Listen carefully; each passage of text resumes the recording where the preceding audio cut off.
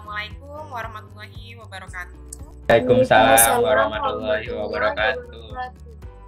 Oke, apa kabarnya anak-anak ibu semua hari ini? Baik, Bu. Udah pada sehat ya semuanya ya. Oke, materi hari ini kita akan masuk tentang pH larutan penyangga. Silahkan ke classroom-nya dulu, kemudian isi link absen kehadirannya. Ada 3 orang yang tidak hadir ya hari ini. Tolong Purna sebelum kita belajar pimpin dulu doa bersamanya. Baiklah teman-teman, sebelum kita mengawali pelajaran pada siang hari ini, pada baiknya kita berdoa menurut agama dan kepercayaan masing-masing.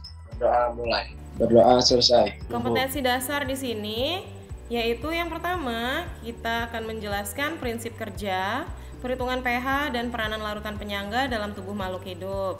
Sedangkan indikator pencapaian kompetensinya itu ada 3. Tujuan pembelajarannya yaitu siswa dapat menghitung pH atau pOH larutan penyangga dan menganalisis pH larutan penyangga dengan menambahkan sedikit asam atau sedikit basa. Sebelum itu, Ibu mau kalian mengikuti pre-test dulu.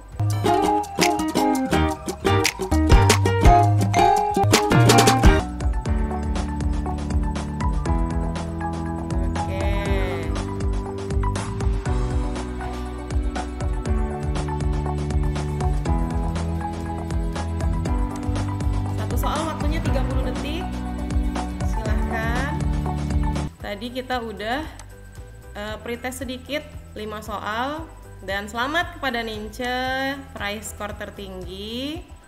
Pernah enggak kalian pas mau makan itu kalian tiup dulu kalau panas? Pernah, Bu. Nah, saat kita meniup berarti kita mengeluarkan karbon dioksida.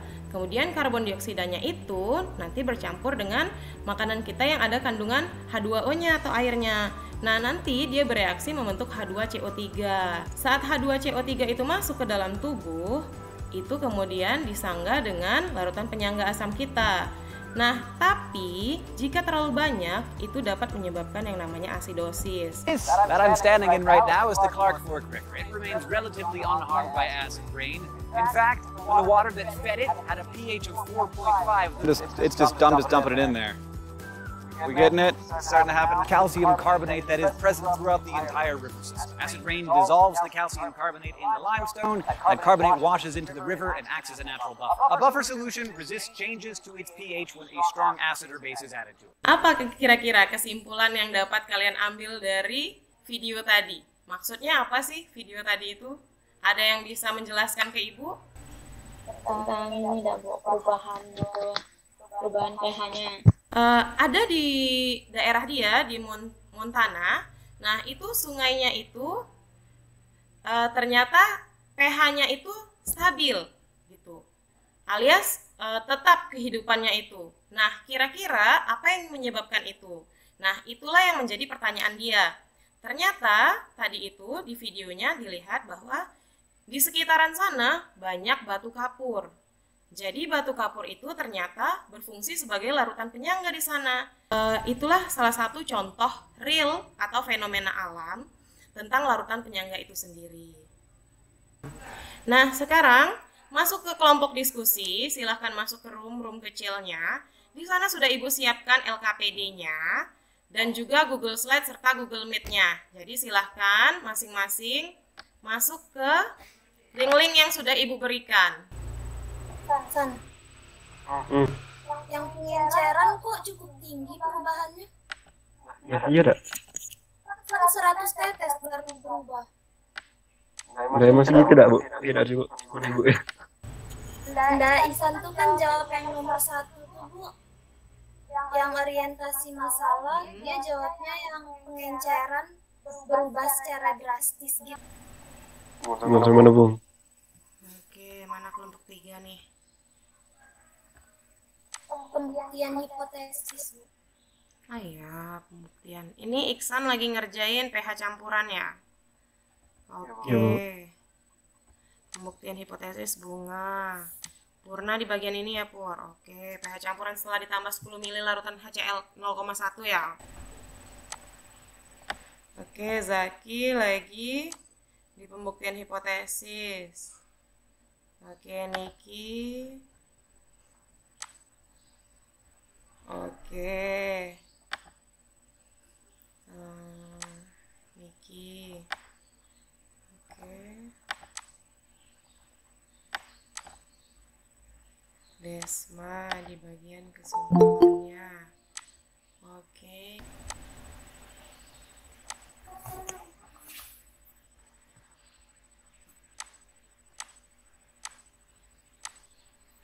Karin, coba tengok yang slide 9. Di surat ditulis kayak gitu.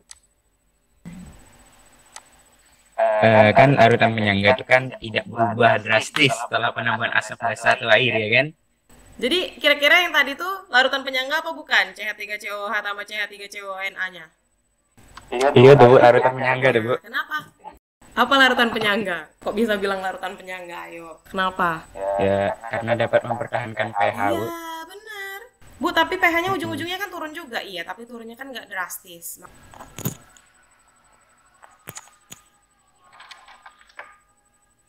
Ini siapa yang nak buat nama kelompok? Mana Bung? Aisan gua. Itu kesimpulan cuman gitu, Bang. Dia aku analisis data. Nah, ya, aku buat kelompok. Gimana sih, Bang? Iya, kenapa? Yang mana? Analisis data kalau sama, biasanya sama hipotesis kita sama yang Enggak perlu. Kalau beda aja pakai alasan. Kalau beda baru pakai alasan. tinggal itu belum tadi kita tengok sekolah lagi nggak? Siapa lagi yang belum? Tinggal satu nggak? Oh, tinggal satu. Dengar nggak suara Niki? Kesimpulan siapa sih yang nambahin? Iksan kayaknya udah siap. Silakan Iksan share screen-nya. Kelompok 3 dulu kita presentasi. Assalamualaikum warahmatullahi wabarakatuh. Waalaikumsalam warahmatullahi wabarakatuh. Waalaikumsalam warahmatullahi wabarakatuh. Saya dari kelompok 3 akan mempresentasikan hasil diskusi kelompok kami. Menurut kelompok kami, apabila ditambahkan asam, larutan penyangga tersebut sedikit mengalami perubahan pH. Di dalam larutan penyangga terdapat komponen asam atau basa dan garamnya. Kedua pasangan komponen tersebut akan membentuk ion yang seimbang di dalam air, sehingga saat larutan penyangga ditambahkan asam, basa, dan pengenceran, pH-nya tidak akan berubah secara drastis atau tinggi.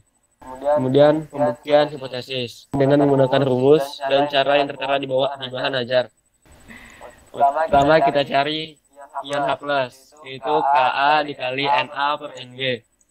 Kemudian kita cari pH-nya. Rumus pH yaitu min log H+, sama dengan min log H+ tadi 5 dikali 10 pangkat min 6. Jadi hasilnya 6 min log 5, dimana 6 min log 5 itu adalah 5,30. Kemudian pH campuran setelah ditambah 10 ml larutan HCl 0,1 molar. Di sini kita cari dulu, kita sedang lagi seperti tadi, kita cari H+-nya. Ka dikali Na per Ng 10 minus 5 dikali 18 per 42. Kemudian kita cari molar CH3CONA. Rumusnya sama tadi, hasilnya kita dapat 0,1 molar. Kemudian kita cari H+-nya. Dimana di sini mendapatkan H+-nya 5 dikali 10 pangkat minus 6. Kami mencari sumbernya dari Branly, yaitu asam asetat CH3COH merupakan asam lemah, sedangkan natrium asetat CH3COOH merupakan garam atau basa konjugasinya. Oleh karena itu, jika kedua larutan tersebut dicampurkan, maka akan membentuk larutan penyangga asam yang rentang pH-nya berkisar antara 3 sampai. Hipotesis awal kami benar adanya karena berdasarkan data yang kami kumpulkan, asam asetat bila dicampurkan dengan natrium asetat akan membentuk larutan penyangga. Jadi kesimpulannya adalah pH larutan penyangga tidak berubah drastis setelah penambahan asam, basa, atau air. Sekian presentasi kelompok 3, Bu. Oke, terima kasih kepada kelompok 3 yang sudah mempresentasikan dengan sangat baik hasil diskusi dari kelompoknya. Kelompok 2 silahkan. Ya, assalamualaikum warahmatullahi wabarakatuh. Amati gambar di samping ini. Orientasi masalahnya penyangga yaitu dapat mempertahankan pH-nya. Mengapa hal tersebut dapat terjadi? karena ada proses kesetimbangan reaksi antara asam atau basa lemah dengan asam basa konjugasinya. Keduanya akan membentuk kesetimbangan ion dalam air. Kesetimbangan ion itulah yang nantinya membuat larutan penyangga bisa bertahan pada rentang pH tertentu saat ditambahkan sedikit asam atau basa. Lalu hipotesis, menurut kelompok kalian apakah campuran CH3COOH dan CH3COONA merupakan larutan penyangga atau bukan larutan penyangga? Menurut kelompok kami, itu merupakan larutan penyangga. Analisis data, coba hubungkan data pembuktian yang kalian lakukan dan teori yang mendukung. Apakah sesuai dengan hipotesis awal atau tidak? Setelah dihubungkan, ternyata hipotesis kami sesuai dengan teori pendukung bahwasannya campuran antara CH3COOH dan CH3COONA adalah kelompok kami, yaitu kelompok 1. Saya ucapkan terima kasih. Terbukti ya dari percobaannya yang terlihat dari gambar yang tertera di LKPD, serta sudah dibuktikan juga dengan hitungan yang kalian lakukan secara berkelompok. Jadi sebenarnya langkah sederhananya untuk kita menghitung pH larutan penyangga itu, pertama kalian tentuin dulu mol asam atau basa lemahnya. Kemudian kalian tentukan juga mol asam atau basa konjugasinya atau yang disebut biasanya garamnya. Setelah itu kalian menghitung ion H+ atau ion OH-. Jadi kalau misalnya dia asam, maka kalian hitung H+-nya. Kalau misalnya dia basa, maka cari OH-nya. Kemudian nanti baru dapatlah pH-nya. Oke, seperti itu ya. Untuk menguji kepahaman kalian, Ibu mau adakan sedikit tes saja.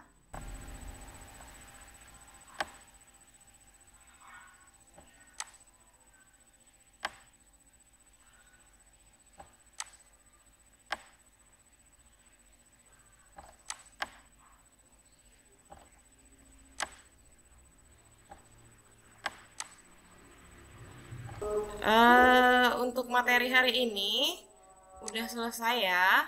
Kita udah ngebahas selama 2 minggu ini materi tentang larutan penyangga. Minggu depan kita akan masuk materi yang lain lagi. Oke. Sampai di sini ada pertanyaan tidak? Enggak. Oke. Jadi kesimpulan dari materi hari ini, kita udah dapat membedakan mana itu larutan penyangga dan bukan larutan penyangga. Kita juga dapat menghitung pH dari larutan penyangga itu. Cirinya apa, Bu? Kalau yang larutan penyangga asam, cirinya ada Ka-nya di soal. Sedangkan jika dia penyangga basa, maka cirinya ada Kb-nya. Kemudian langkah-langkah menghitung pH-nya tadi juga sudah Ibu jelaskan. Ada 4 langkah sederhananya. Kemudian peran larutan penyangga tadi udah kita bahas juga, sebenarnya dari video juga udah terlihat. Kemudian dari gambar juga sudah terlihat. Tadi Ibu mohon maaf jika ada salah kata atau salah perbuatan. Untuk menutup hari ini, silahkan Purna dipimpin dulu doanya. Baiklah teman-teman, sebelum kita mengakhiri pelajaran pada sore hari ini, ada baiknya kita berdoa menurut agama dan kepercayaan masing-masing. Berdoa mulai. Doa selesai. Baik, terima kasih Purna. Terima kasih juga untuk penampilan kelompok 1, 2, dan 3 yang sudah melakukan yang terbaik dari kelompoknya. Ibu akhiri, wassalamualaikum warahmatullahi wabarakatuh. Waalaikumsalam. Terima kasih. Sama-sama, Bu. Boleh di lift, silakan.